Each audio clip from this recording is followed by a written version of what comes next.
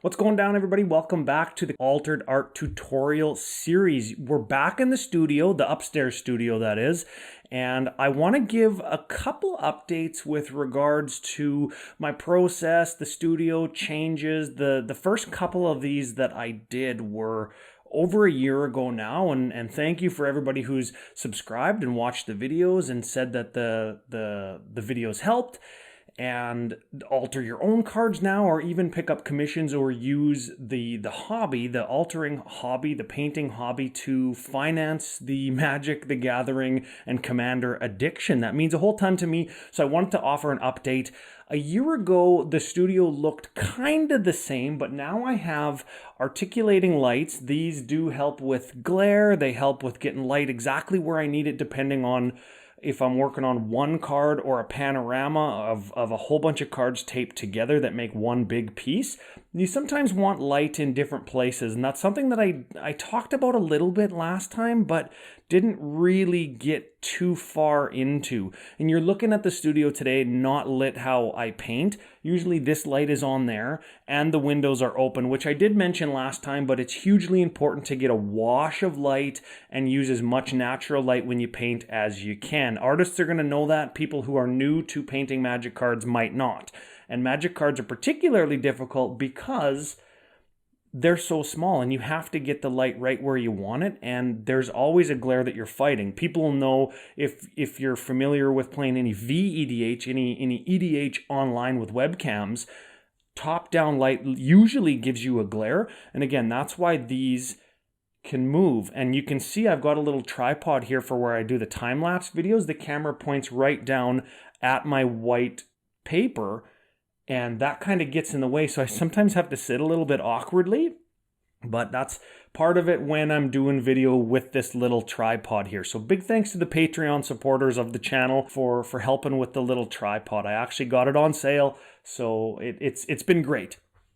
But the point is, you can move light around. I've got a wash light back here. I've got a wash light there.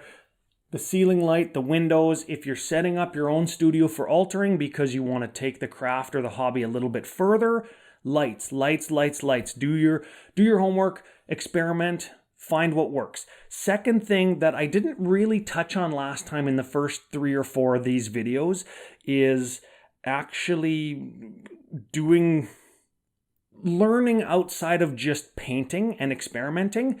Last time I said I didn't know a whole ton about how atmosphere changes color values, how to mix paint. I didn't know a whole bunch of the really artsy painting stuff because any of the art classes I've taken weren't on painting. They were printmaking, they were design classes, they weren't actually painting and drawing classes. So since then, I've done a lot of homework. I've read a lot of books, watched other channels, watched how-to videos on painting, learning about how when you're painting something far off, how the value of the paint changes. What that means for the non-artists in a nutshell would be the farther something is away, the less color it has, because there's atmosphere between our viewing eyes and what we're looking at. If you're standing on top of a mountain and you can see a mountain that's 10 miles away and 5 miles away and 2 miles away and 1 mile away, the farther away the mountain is, the more gray and blue it's gonna look. That's a thing that we can replicate in painting, and it's very important when we're doing landscapes, panoramas, basic lands. When you're painting those kinds of cards, you have to know how that works.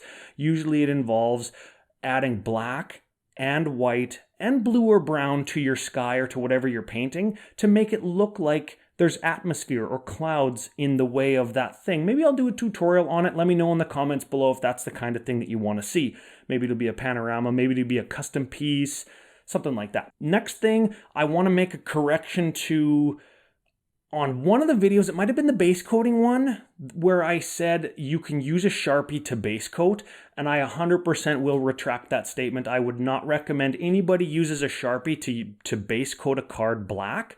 What I had said was, if you base coat a card with a marker in black or any color, you're not fighting against all the different colors of the pin line and the border and the black border. You're not fighting against that. Sharpies in particular will show up through paint and make your paint almost blue or purple, and it takes a bunch of paint layers to fight that. And I would just not recommend anybody blanks cards or base coats cards with Sharpies. What I would recommend again is a marker I talked about last year. This is a Stedler permanent Lumacolor black marker.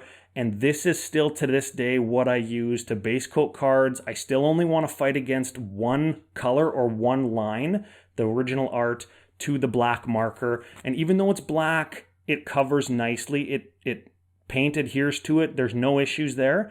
And it is a nice fat tip, so I can usually get away with one dark fat streak in between the original art and the black border of the card, and then everything is just black. It saves you a whole ton of time.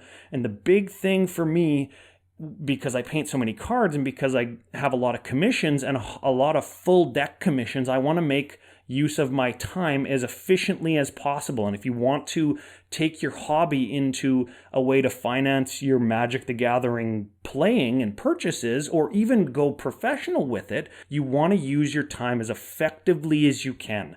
And base coating in black with this particular marker, and I'll put a link to this in the show notes, is the best and most efficient way that I've found to do it. And I even go as far as blanking entire cards with this, except for the text box or the name line, so I can do custom art over top a black canvas that is this marker.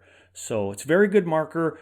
They're pretty expensive, but you can find like 10 packs, or if you've got a local store that you know sells Stedler products, you might be able to get this marker for around $2 instead of usually what is between $8 and $12 online. So, and they do last a long time, but they can run the budget pretty high. So if you don't have the budget, or you don't want to do this full-time professionally, etc., if you want to experiment for $10, if this marker is going to work for you, I would recommend it. But you can use black paint, you can erase ink, you can use acetone to remove ink if you want to blank a card prior to starting to paint on it. But that all being said, you don't even have to do that at all. So after that whole update on markers and the lights and the workstation and the thank you to the patrons, I guess the final thing I would say is if you're doing this, you want to do full decks or play sets of cards, or if you want to do this semi-professionally or take commissions, stay organized and stay professional, because everybody treats, or most people treat Magic the Gathering as a hobby and as a game. It is hard sometimes to leave the game part of it behind and treat it more like a job than anything else. And the hardest part for me when I moved over to doing this full time was nobody treats it like that. Everybody is just interested in maybe what something costs, or have you ever seen this, or do you do altars like that? Because it's conversation and it's interesting to them because it's their hobby. I would encourage anybody who wants to try doing this to stay as organized as you can. That is, things laid out with notes on your desk or in a pile or in some way to organize them, whether it's an Excel file with quotes and names and addresses, whether it's sticky notes on cards, you can do that, whether it's just a grid, a whiteboard, whatever it is. Keep your cards organized. You can't see mine, but they're all laid out here. Everything I'm going to paint this week is right here. All my paints are here.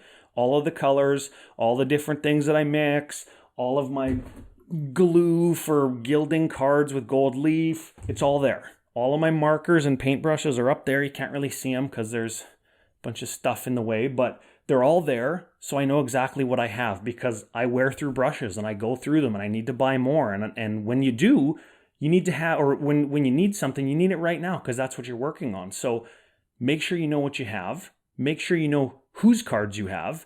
Make sure that you're, again, if you are making the jump, make sure that your pricing system is accurate and in line with the quality of work that you do. All of those things are important to build and grow and maintain a consistent clientele base and to maintain credibility. That's something that nobody ever talks about, again, because this is a hobby for most people.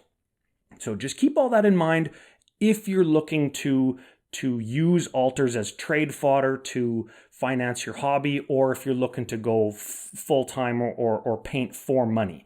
Those are just some precautionary things that I didn't mention last time because it was about learning how to alter.